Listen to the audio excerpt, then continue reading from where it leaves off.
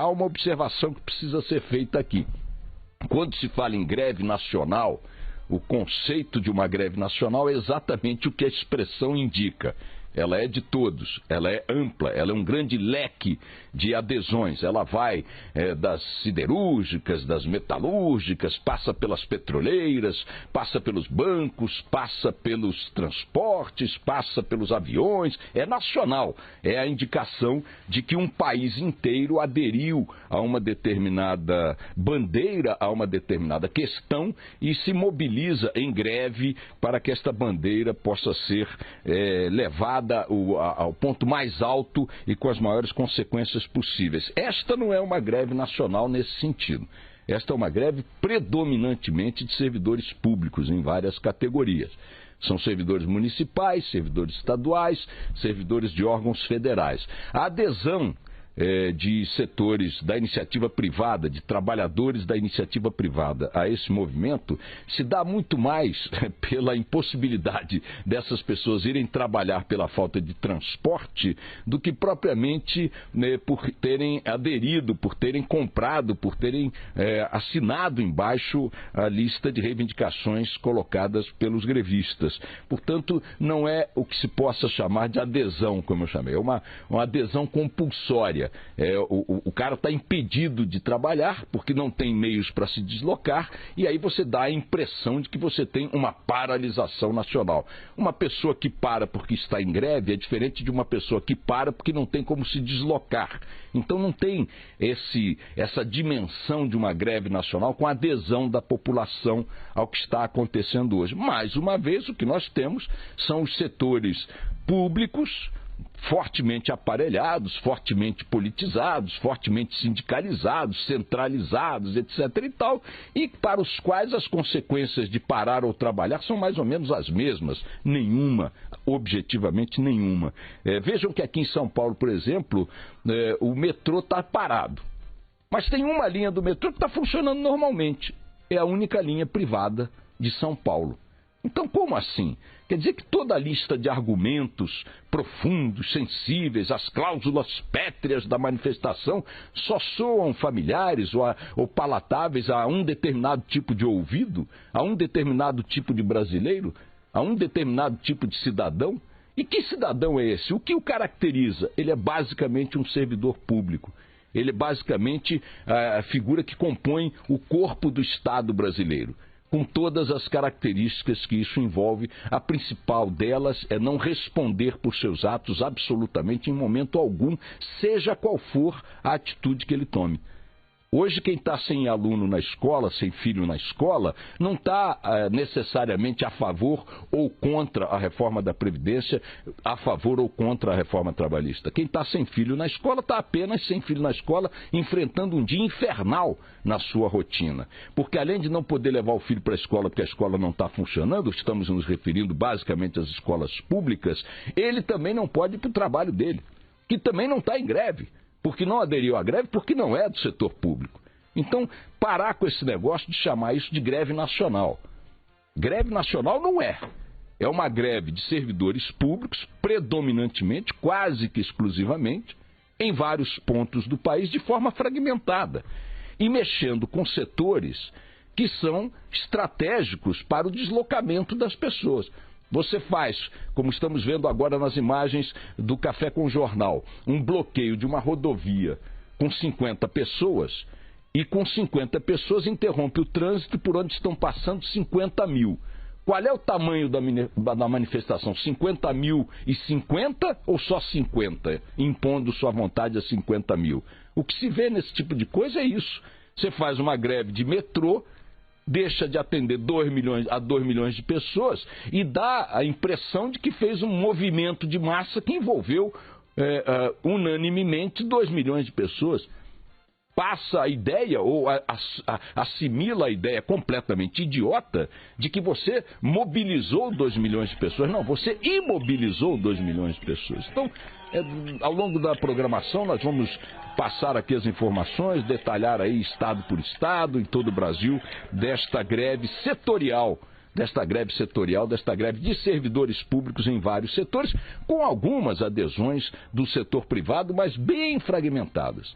bem fragmentadas, pouco significativas. Vamos ver aí qual vai ser a adesão no setor bancário, vamos ver qual vai ser a adesão aí nas companhias aéreas, vamos ver qual vai ser a adesão aí nas indústrias. Vocês vão ver que não vai acontecer. O que não haverá hoje é a presença integral de trabalhadores em várias áreas do setor privado, mas não porque eles aderiram à greve, não porque eles entendem que esta é a melhor forma de lidar com a questão da Previdência e da reforma trabalhista, mas simplesmente porque não conseguiram sair de casa, simplesmente porque não tem com quem deixar os filhos que estão sem as escolas.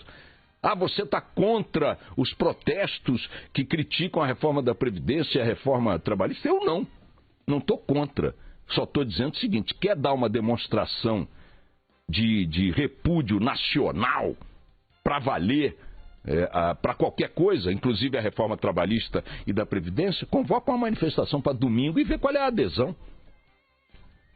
Convoca uma manifestação para domingo e vê se vão 2, 3 milhões de pessoas para a Paulista, ou para a Avenida Rio Branco no Rio de Janeiro, ou para a Avenida da Liberdade em Belo Horizonte, por aí vai. Faz para o Eixão de Brasília, bota lá 1 milhão de pessoas, derruba essa reforma da Previdência com uma manifestação.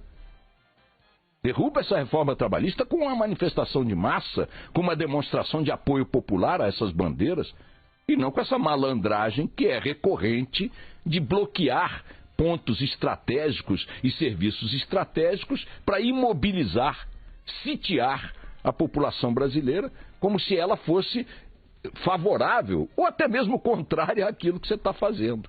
Isso aí, minha gente, se vocês acham que os malandros lá de Brasília, do Congresso Nacional, não sabem disso, vocês estão enganados. Isso aí não produz pressão em ninguém, absolutamente. Produz pressão na vida das pessoas. Isso produz problema para as pessoas, não produz para os deputados, não produz para os senadores, não produz para os ministros envolvidos nessas reformas, não produz para as equipes técnicas federais, do governo federal envolvidas nisso, não produz para eles. Estão felizes da vida como sempre estiveram. Quem está arrebentado hoje, mais uma vez, com essa palhaçada, são os trabalhadores. São os trabalhadores, esses que podem ser demitidos pelo patrão, esses que têm que apresentar índices de produtividade, esses que têm que trabalhar horários integrais, esses que não têm negócio de ponto facultativo. Vai falar em ponto facultativo para um metalúrgico. Vai falar em ponto facultativo para o médico de um hospital privado. Vai falar em ponto facultativo. Sabe, pô, essas invenções do Estado brasileiro para a sua turma, para o seu pessoal. Então, é isso que nós estamos tendo hoje, uma manifestação espalhada pelo país, basicamente de servidores públicos e basicamente de setores que sitiam a população, dando a impressão de que o evento é de massa e não é. Olhem as imagens. Olhem as imagens. Mostrem-me uma manifestação de massa até agora. E fica aqui, mais uma vez, o desafio. Convoquem para domingo. Bom, ontem tivemos também o depoimento do Lula, o primeiro depoimento dele como réu da Lava Jato, falando aí da manobra que lhe é atribuída pelo senador Delcídio do Amaral, seu antigo aliado, antigo líder de seu governo no Congresso, etc. e tal, senador petista cassado, né, depois desse escândalo. E Lula esteve ontem diante do juiz em Brasília para dar o depoimento, seu primeiro depoimento como réu da Lava Jato nesse assunto, obstrução da Lava Jato.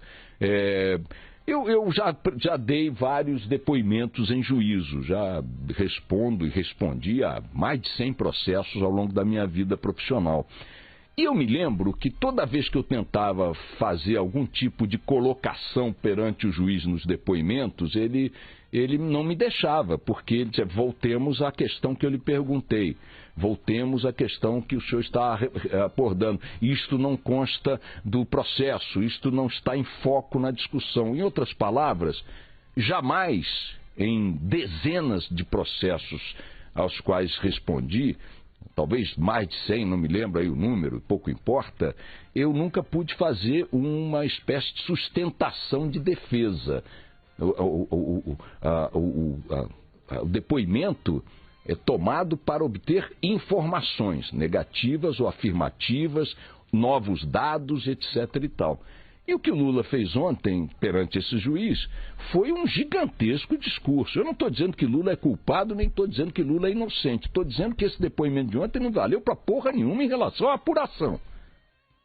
O que estava sendo apurado ali, as respostas objetivas ao que ali estava sendo apurado podiam ser dadas em 2 frases, em 3 frases, que, aliás, fizeram parte do discurso também.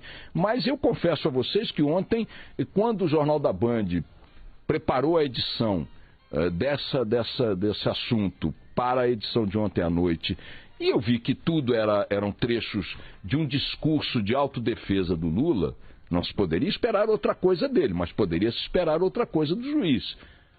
Quando eu vi que a reportagem era só em cima de trechos de autodefesa, de essa coisa que o Lula recorrentemente faz, e aliás todos os políticos investigados fazem, eu disse, olha, peraí, pô, não quero essa edição, não. Me dá a edição das partes concretas ali, de uma negativa, de uma informação adicional, etc e tal. Eu disse, não tem. Como não tem? O depoimento foi tudo isso, foi isso? O tempo todo? Foi isso aí o tempo todo. Então, não precisava fazer um depoimento, dizer que é o primeiro depoimento dele para a justiça como réu. Monta um palanque num local onde o Lula, deixa ele fazer um discurso político, falando de sua biografia, da sua pureza, etc e tal, do seu não envolvimento.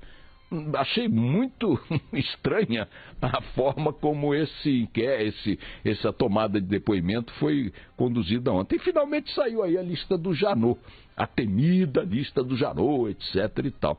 Os nomes que vazaram não trazem nenhuma novidade, eram figurinhas carimbadas, né? Todo mundo sabia que essa gente estaria naquela lista, porque em várias ocasiões, em outros vazamentos ou declarações públicas, esses mesmos nomes que surgiram, 5 ministros, Aécio, Lula, Dilma, Temer, já estiveram aí na boca do sapo em várias outras ocasiões. O Temer não, né? Não, o Temer não está na lista porque ele como presidente não pode responder por crimes anteriores ao mandato. Mas eu estou dizendo que é óbvio que o nome do Temer está no jogo ali, a mesma coisa. Eu estou dizendo, então, os nomes que estão hoje no noticiário são nomes que a gente já sabia que estavam na lista, na boca do sapo, na lama geral da corrupção aí sendo investigada pela Lava Jato. Então, menos do que ansiar pelos nomes, o que nós temos que ansiar é por resultados.